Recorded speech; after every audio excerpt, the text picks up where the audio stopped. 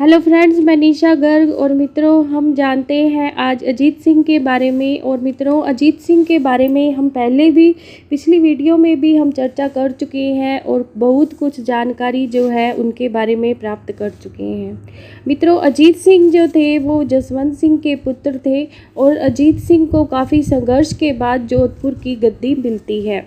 मित्रों, अजीत सिंह के बारे में हम आज और विस्तार से जानेंगे, उनके संघर्ष की कहानी कि जोधपुर का जो शासन है उन्हें कैसे मिलता है और इसमें दुर्गादास राठौड़ की क्या भूमिका रहती है। तो मित्रों, अजीत सिंह के बारे में विस्तार से जानने से पहले मेरी आपसे रिक्वेस्ट रहेगी कि चैनल को लाइक, सब्सक्राइब और शेयर ज़रूर करें। साथ ही मित्रों, मेरी आपसे रिक्वेस्ट है कि मेरी जो वीडियो है अगर उसमें आपको कोई भी कमी या खामी आपको लगती है तो आप मुझे इसके बारे में सुझाव दें। मित्रों, मेरे चैनल पर आप जितने सुझाव देंगे आपको उतनी ही बेहतर स्टडी यहाँ से मिलेगी।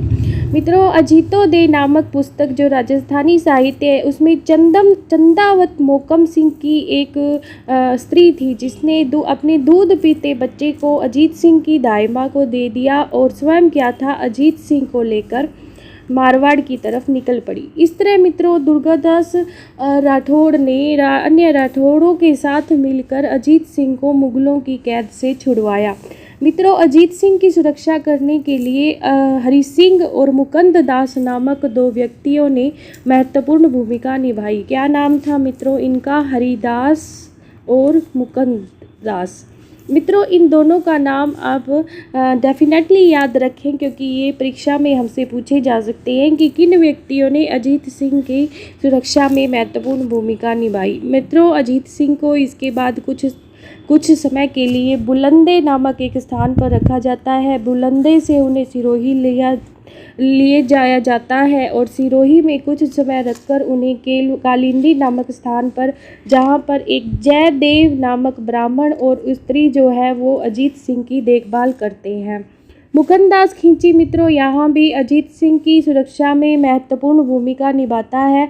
और फिर मित्रों, जबकि ये जो कालिंदी गांव होता है इसके बारे में मुगलों को पता लग जाता है और कालिंदी गांव को मुगल जो है वो चारों तरफ से घेर लेते हैं। इसी बात का पता जब दुर्गादास राठौड़ को लगता है तो मित्रों, दुर्गादास राठौड़ जो है वो अजीत सिंह को राज सिंह के पास कुछ समय के लिए छोड़ देते हैं।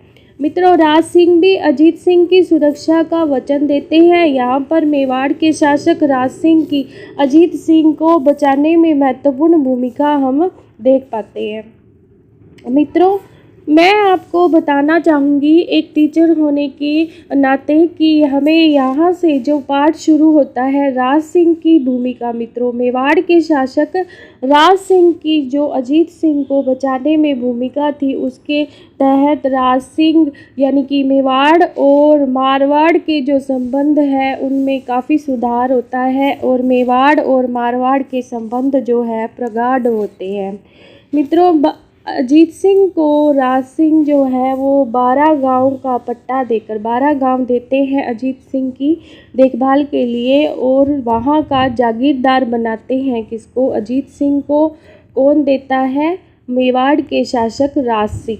मित्रों, चूँकि राज सिंह जो थे वो औरंगजेब के कट्टर शत्रु थे क्योंकि वो औरंगजेब की हिंदू विरोधी नीतियों के बिल्कुल खिलाफ थे, इसलिए इन्होंने पूरे तन्मयता से अजीत सिंह का साथ दिया क्योंकि अजीत सिंह जो थे वो हिंदू शासक थे और राजपूतों के होने वाले अगले शासक थे, मारवाड़ के होने वाले अगले शासक थे। औरंगजेब ने मेवाड़ के राज सिंह और औरंगजेब जो था मित्रों मेवाड़ के राज सिंह और मारवाड़ के जो दुर्गादास राठौड़ थे उनकी ताकत से बौखला गया था। मित्रों, इस बौखलाहट में वो अपने पुत्र जिसका नाम होता है अकबर। मित्रों, इतिहास में औरंगजेब का पुत्र अकबर द्वितीय के नाम से प्रसिद्ध है, तो प्लीज़ यहाँ कंफ्यूज ना हो और इस अकबर को उस अकबर से ना मिलाएंगे। अकबर द्वितीय है और मित्रों इस अकबर द्वितीय को भेजता है मेवाड़ और मारवाड़ की ताकत को नष्ट करने के लिए। मित्रों, जब अकबर जो है अकबर द्वितीय मेवाड़ में आता है, मेवाड़ और मारवाड़ की रियासत का दमन करने के लिए आता है, तो वह मेवाड़ पहुंचता है। अकबर कहाँ पहुंचता है? मेवाड़ पहुंचता है और शाही सेना के साथ पहुंचता है। ये सेना लेकर जाता है कौन? अकबरदित्य। फिर मित्रों, जो राज सिंह होते हैं मेवाड़ के शासक, वो अपनी चतुराई से इस अकबर को अपने साथ मिला लेते हैं। कैसे मिलाते हैं? इन्हें राजगद्दी का लालच देते हैं कि मैं तुम्हें अपनी बुद्धि से या अपनी चतुराई से अगला मुगल शासक बनाऊंगा।